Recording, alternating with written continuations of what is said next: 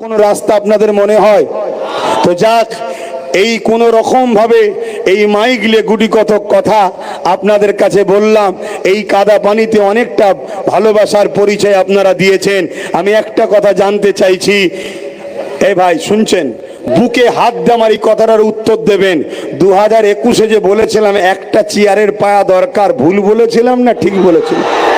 আজকে ভেবে দেখুন তো, চেয়ারের যদি একটা পায়া আমাদের হাতে থাকতো, ওই যে মৌলানা নুরুল্লাহ আমিনী সাহেব বসে আছে, ধরুন উনিই বসে আছে, আমি বসবো না, উনিই বসুন। চারটে পায়ের মধ্যে তিনটে ওনার, একটা যদি আমাদের থাকতো, উনি ওখানে বসে আমাদের বিরুদ্ধে দিল্লি চলে যাও বলতে পারতো? কেন জানে পায়া খুলে নিলেই পড়ে যাব। এজন্য বলেছিলাম, কিন্তু আমার কম এত খাওয়া খাইয়েছে একজনকে, উনি বদ হজম করে বমি করছে, কি দিল্লি চলে যাও, সব থেকে বড় দুশ্মন আমি হব। এটা আমাদের দুঃখ দিয়েছে না দেয় না?